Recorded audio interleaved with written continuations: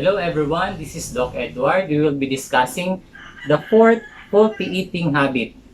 This is one of the most common wrong or erroneous habit of eating that many of us are doing. That's why we have so many diseases today and we don't know what to do. But with this, if you will finish this until the end, you will learn what will be the effect of eating this or of doing this faulty eating habit and what should be the solution in order not to acquire or suffer those effects of this erroneous habit of eating. Okay, so before we discuss the wrong habits in terms of manner, like if we eat too fast, if we eat too much, if we eat too frequently, but this time we will be discussing about the time factor.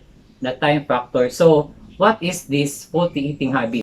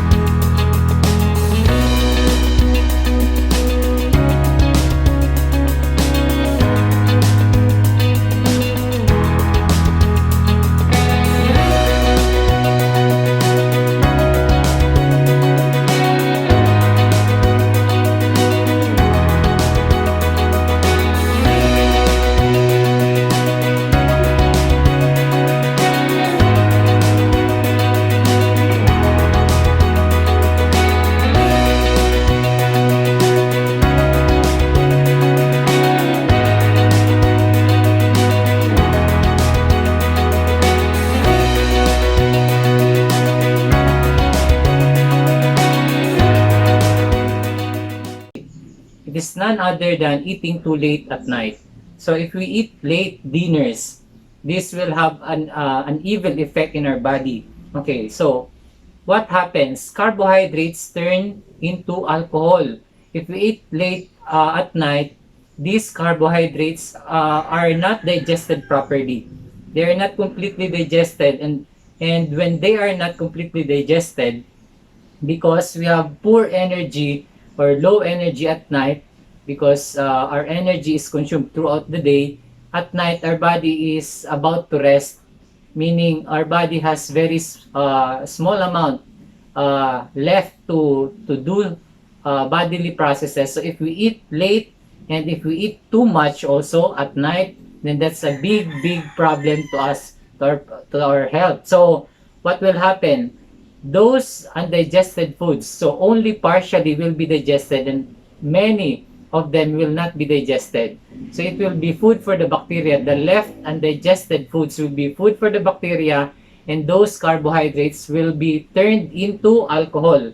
So take note that fermentation, the products of fermentation are three. It turns or it produces alcohol, acids, and gases. So if they are carbohydrates that are undigested, it will be turned into alcohol.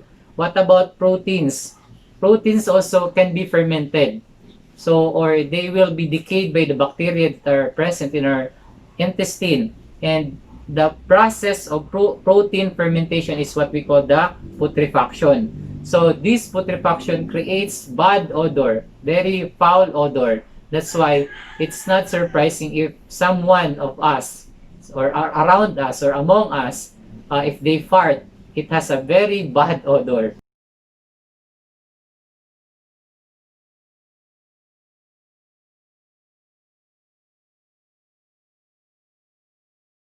So that's the reason why eating too late at night, especially of protein, that's the effect has a big impact to our health. It creates gases that are toxic.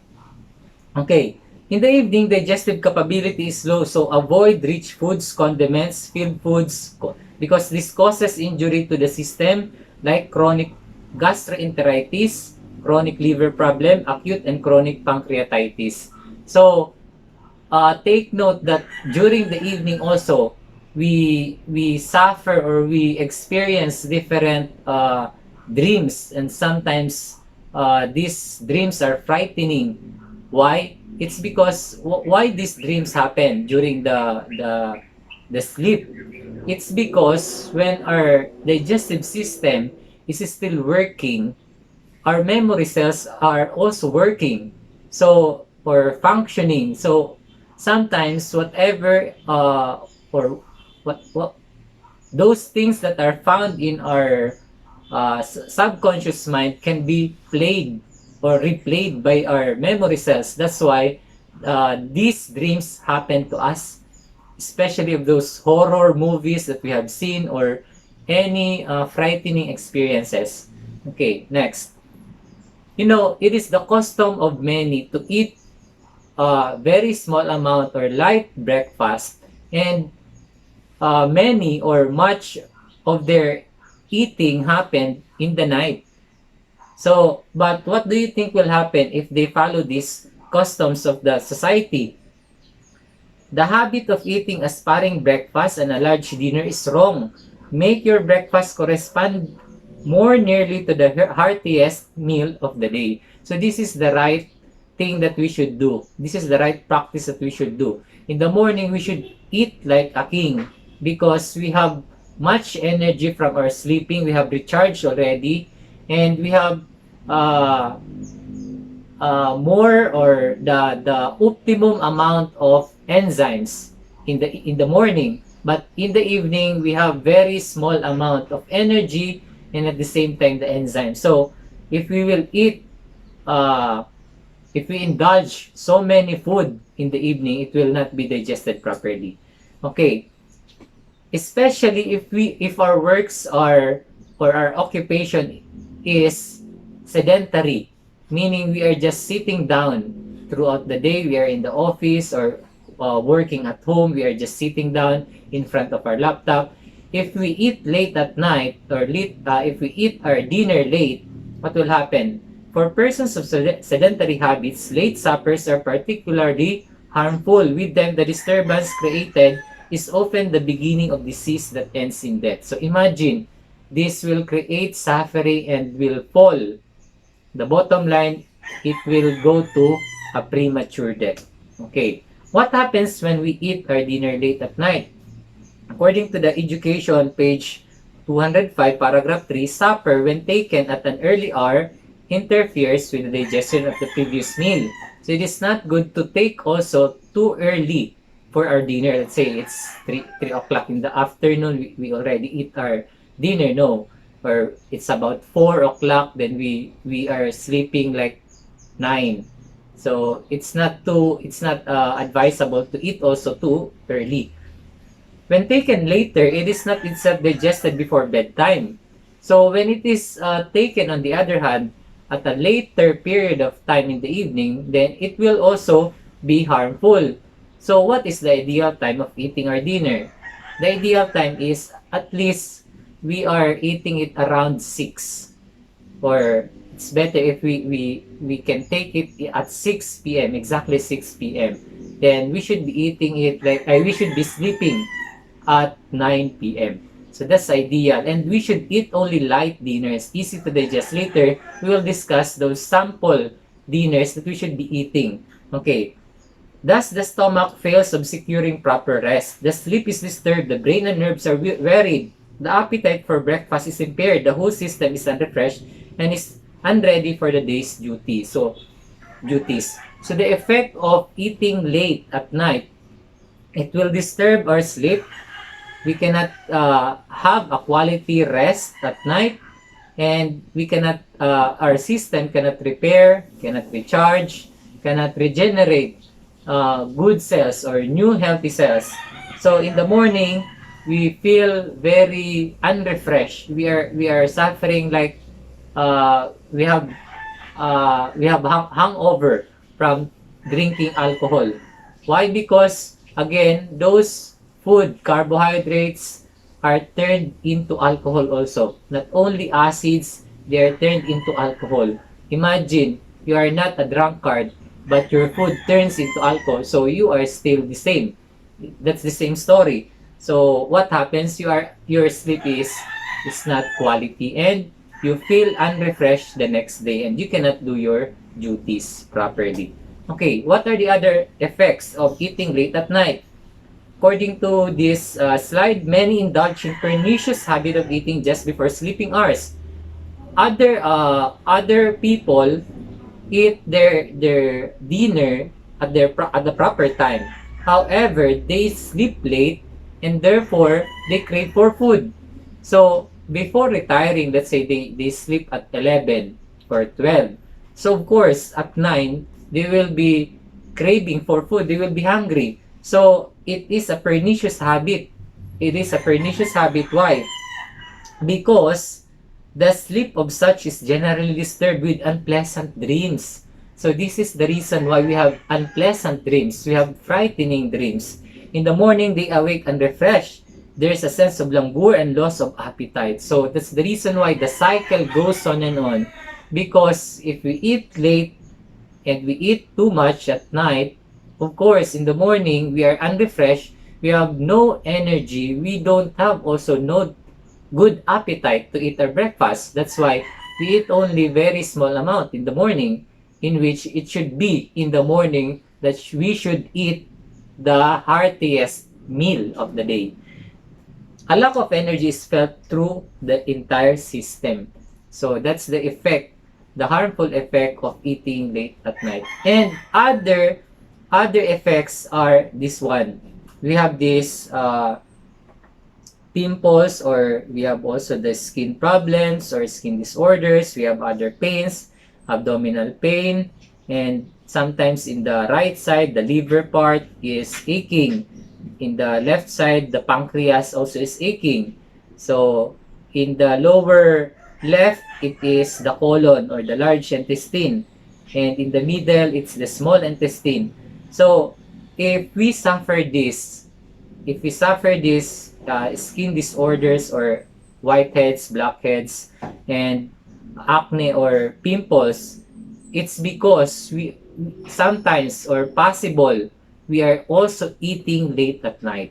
So if we do away with this, if we change our habit of eating at night, if we just eat only light dinners and at let's say 6 p.m., it is the healthy time, it is the ideal time to eat, and the amount should take in consideration, very importantly, the amount. It should be easy to digest and small amount only. Do not eat those that are hard to digest.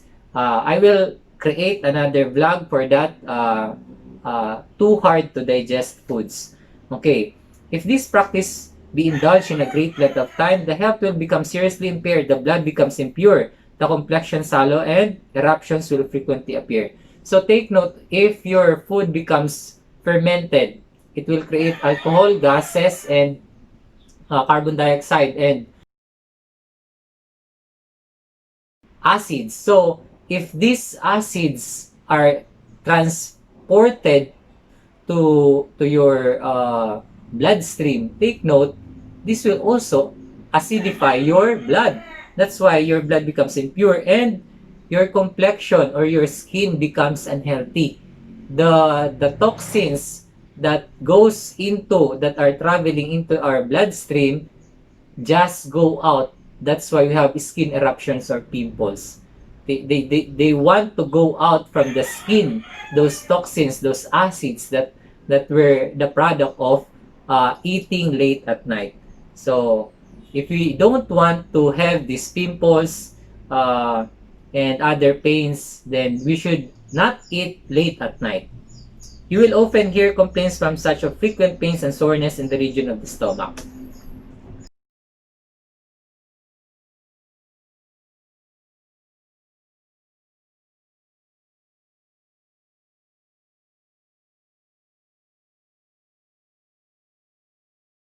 Okay, so what are the ideal food in dinner? So take note, we have low amount of enzymes and our energy is dissipating. So the ideal food are potato or squash soup. If we could create or cook or prepare potato, thick potato or squash soup during the third meal or the dinner, much better. Or any cooked vegetables. Why cook? Because when we eat raw, sometimes if our vitality is too low, we will still need more energy to heat up our food. So if it is already cooked, it has more heat energy, so it will not help us or it will help us easily digest the food. Okay. Fruits also can be eaten. It depends upon you. You observe what happens to you if you eat at dinner by just eating fruits. Then bread without gluten or protein. So it's better if we just eat white bread. Because if we eat those wheat bread, sometimes they are hard also to digest. So light and easy to digest. These are the characteristics of the ideal food in the dinner. Do away with nuts, beans as your dinner because they are hard to digest and it will create more toxic chemicals that will impair or that will impure our blood. So thank you for watching. I hope you get a lot of information. Please be reminded that health is not by chance, it's a choice.